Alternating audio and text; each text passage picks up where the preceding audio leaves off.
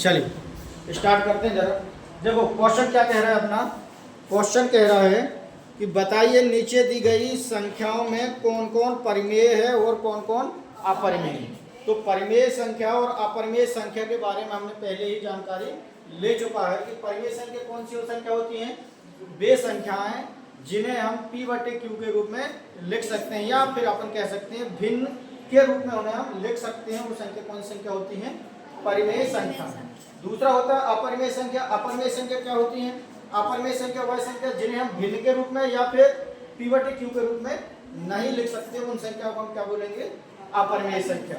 अब इसमें दो चीज आ गई अपने पास कि जो सबसे इसमें से पहचानने की तरीका क्या है कि जो संख्या करनी में है, जो संख्या करनी में है जिसके ऊपर वर्ग का चिन्ह लगा, वर्गमूल का चिन्ह लगा हुआ है, उन संख्याओं को अपन सीधे कह सकते हैं कि ये संख्या कौन सी वाली है, अपरिमेय है। कौन संख्या है, अपरिमेय। लेकिन उसमें एक कंडीशन है कि यदि उनका वर्गमूल निकलता हो, जैसे 16 है, 4 है, यदि इनके ऊपर करनी का चिन्ह लगा हुआ है तो इसका मतलब है कि उससे हम क्या कर सकते हैं, उनसे हम वर्गमूल निकालेंगे और वर्गमूल निकल जाएगा तो वो फिर किस में आ जाएगी, परिवर्तित होकर के परिमेय संख्या में। किस में जाएंगे, परिमेय संख्या में। तो आप देखते हैं जरा, जैसे पहली वाली 2 ऋण करनी 5, ये कौन सी संख्या है, कौन सी संख्या है, अपरिमेय। कौन सी संख्या है, अपरिमेय संख्या। कौन सी संख्या, अपरिमेय संख्या। सीधा देख करके बताना है इसमें। और जैसे दूसरा वाला है, इसको कैसे हल करेंगे, पहले हल करना पड़ेगा क्योंकि इसमें हल करने वाला कोई बात ही नहीं थी। ये तो सीधा हो गया कि अपरिमेय संख्या थी, क्यों, क्योंकि यहाँ पर करनी 5 था, करनी 5 का हम वर्गमूल निकाल नहीं सकते, इसलिए कौन सी हो जाएगी, ये अपरिमेय संख्या। दूसरा वाला क्या है, इसको हल कर लेते हैं। 3 धन करनी 23, और देखो ये कोष्टक यदि खोल रहे हैं अपन तो यहाँ पर बन जाएगा ऋण के साथ करनी 23 हो जाएगा। तो यहाँ पर देखो ये धन का ये ऋण का ये दोनों खत्म, यानी क्या बचा हमारे पास, केवल 3। तो इसका मतलब है कि ये कौन सी संख्या कहला गई है, परिमेय संख्या। कौन संख्या, परिमेय संख्या। इसमें आ जाएगी जरा। अब ये देखो 2 करनी 7 और 7 करनी 7, दोनों के ऊपर नीचे है, भिन्न में भी है, भिन्न में है, अंश में भी है और हर में भी है। तो दोनों को यहाँ पर हल करके लिख सकते हैं अपन 2/7, दोनों करनी 7 का गुना है, करनी 7, तो ये करनी 7 से करनी 7 खत्म।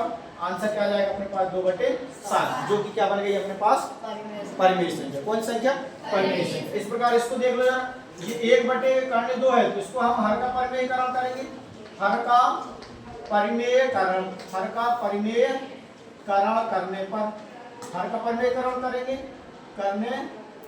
करने पर, ठीक है, करने पर तो क्या हो जाएगा, हर का परिमेयकरण करेंगे तो 1/2 और गुणित हो जाएगा करनी 2 ऊपर भी और करनी 2 का गुणा नीचे।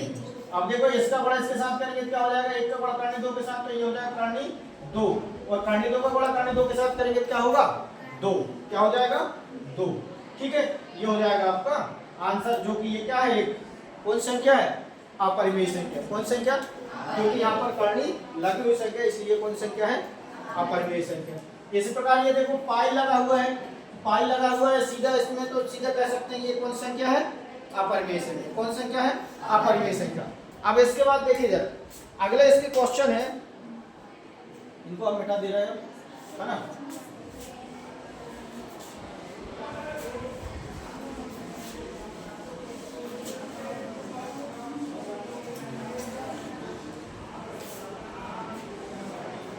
देखो अगला क्वेश्चन क्या है, क्वेश्चन क्रमांक दूसरा।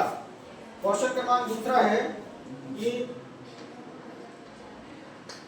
निम्नलिखित व्यंजकों में से प्रत्येक व्यंजक को सरल करना है, सरल करना है। व्यंजक को सरल करना है, सरल करना है।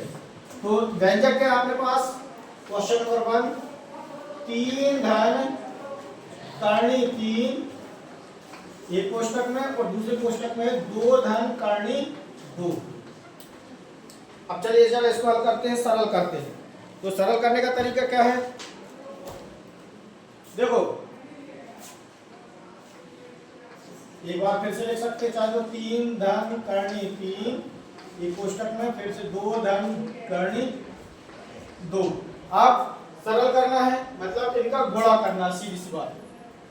गुणा करना है। गुणा करेंगे क्या हो जाएगा बताओ, 3 का गुणा किसमें करना है, ये पूरे पद में, ये वाला 3 उठाओ, ये वाला और इस पूरे पद में गुणा कर दो, यानी यहाँ पर कोष्टक लगा करके 2 धन करनी 2 लिख सकते हैं।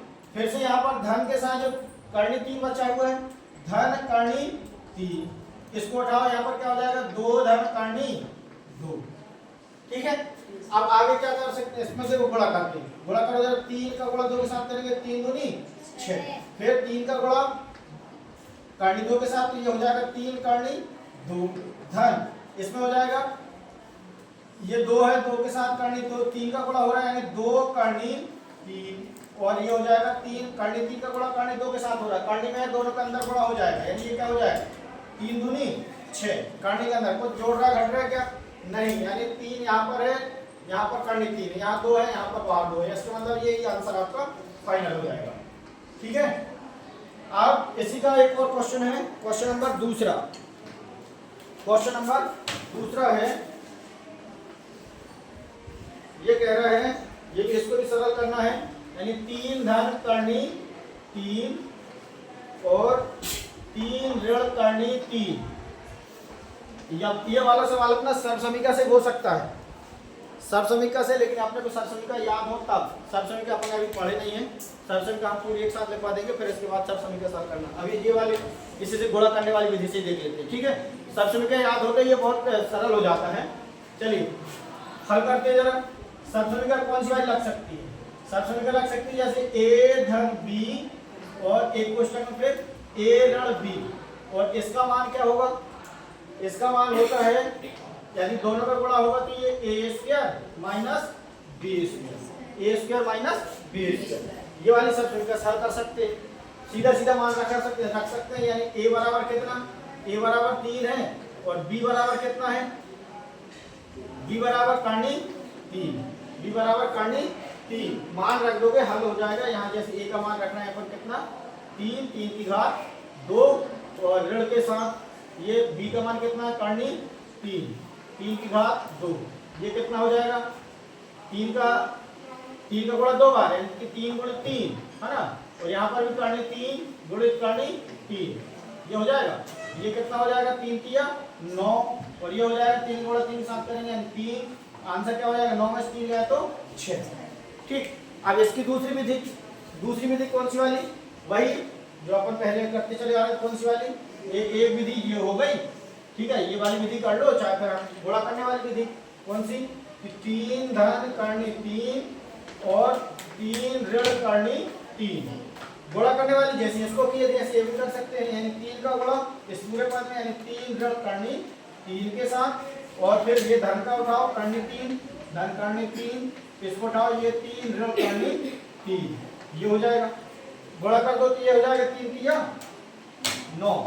अब इसमें करेंगे तो ये क्या हो जाएगा ऋण 3 करनी 3, फिर धन के साथ ये वाला हो जाएगा 3 करनी 3, इसके साथ गुणा करेंगे तो करनी 3 का गुणा करनी 3 के साथ करेंगे तो ऋण के साथ क्या हो जाएगा 3, क्योंकि करनी 3 का गुणा होगा तो क्या निकल के आएगा 3। ठीक है, अब देखो ये ऋण का है और ये धन का है, ये 3 करनी 3 ऋण का है, धन का है 3 करनी 3, ये खत्म, इनको कैंसिल कर दो। अब बचा क्या अपने पास 9 माइनस 3, ये 9 है और इसके बाद इसके पास जो चिन्ह है वो माइनस में है, तो 9 माइनस 3 कितना आ गया, आंसर हो गया 6। देखो 6 यहाँ पर भी आया है, 6 यहाँ पर भी आया है। इस प्रकार ये सर्वसमीका से कर सकते हैं और दूसरा गुणा करके भी निकाल सकते हैं, दोनों विधि हमने इसमें बता दी है। ठीक है, अगला क्वेश्चन था अपना करनी 5 धन करनी 2, क्या था क्वेश्चन, करनी 5 धन करनी 2 पूरे घात 2, इसको भी 2 बार गुणा करेंगे अपन, करनी 5 धन करनी 2 बार गुणा करेंगे, क्योंकि इसमें घात कितनी लगी है 2, घात कितनी लगी है 2, इसको यदि हम 2 बार गुणा करेंगे, करनी 5 धन करनी 5, सॉरी करनी 5 धन करनी 2, करनी 5 धन करनी 2, गुणा कर दोगे इस प्रकार से, उसका भी आंसर हो जाएगा। और क्वेश्चन नंबर चौथा भी इसी प्रकार का है ना, हम इसमें सवाल लिखे दे रहे हैं, अब ये सवाल आपको करके देना है। ये क्वेश्चन नंबर तीसरा क्या है, करनी 5 धन करनी 2, ये हो जाएगा पूरे की घात 2, ये सवाल आपको हल करना है, विधि वही रहेगी, इसको हम चाहे तो इस टाइप से लिख सकते हैं, करनी 5 धन करनी 2, ऐसा लिख लोगे 2 बार, करनी 5 धन करनी 2, ऐसा करके फिर गुणा आपको इसी विधि में करना है। इसी प्रकार से एक और क्वेश्चन बचा हुआ है इसका, क्वेश्चन नंबर छठवां का चौथा, क्वेश्चन नंबर चौथा क्या लिखा है, करनी 5 ऋण करनी 2 और करनी 5 और धन करनी 2, दो क्वेश्चन पे हैं दोनों, ये भी इसका आंसर हो जाएगा। ठीक है, अब इसके बाकी का एक क्वेश्चन है वो हम बता रहे हैं आपको। फिर कौन सा, क्वेश्चन नंबर 5 का, क्वेश्चन नंबर 5 का 1/7 वाला। ठीक है, बाकी आप इसको पहले कर लेते जरा, फिर आप ये करके बताओ। ठीक।